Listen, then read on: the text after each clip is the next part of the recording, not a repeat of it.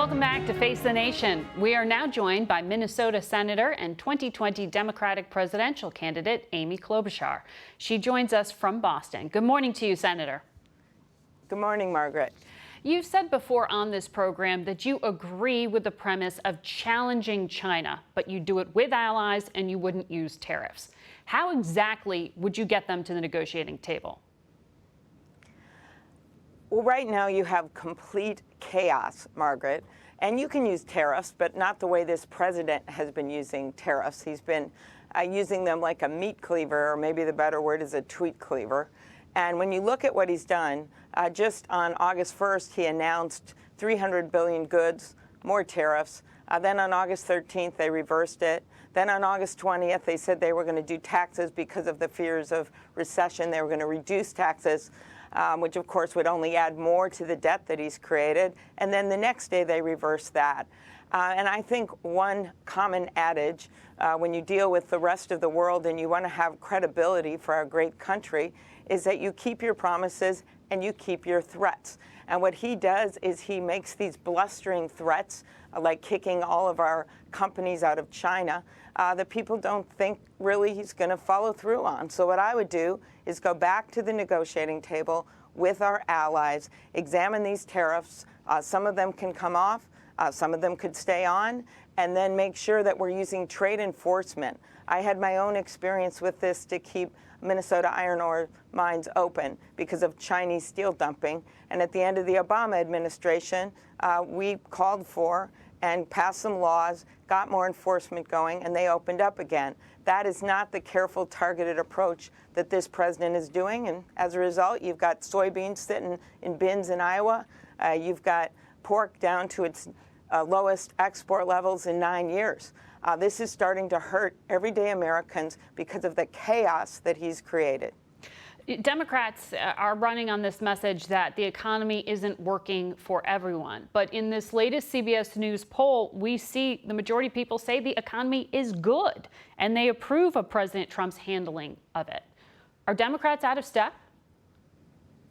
We're not out of step, and I just know the people that I talk to. They know the economy is stable, and we've come out of the downturn because of the hard work and resilience of our workers and our businesses.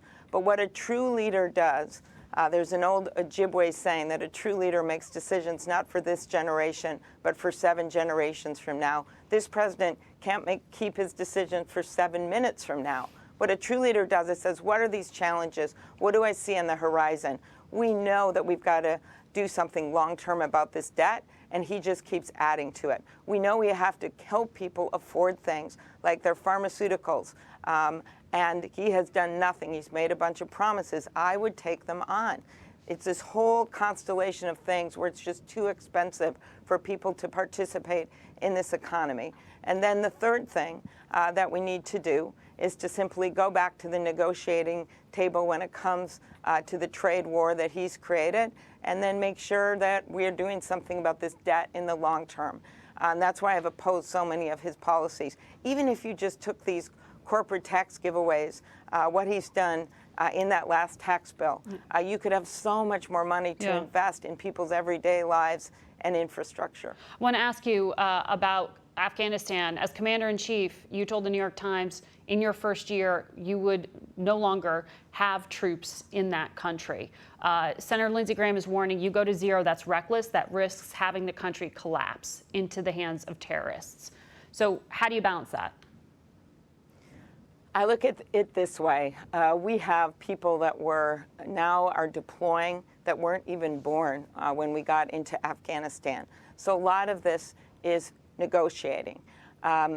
This president, because of the chaos that he's created on the foreign stage, makes it so our allies don't always trust him. But that doesn't mean that you don't go back to the negotiating table and you try to negotiate. I think you've got to make sure that when you're dealing with the Taliban, that you know exactly what they're up to, what's going to happen. You want to make sure a lot of the gains we made with women in government and the democracy gains that we made in Afghanistan stay the same. But yes, I think we need to start bringing our troops home.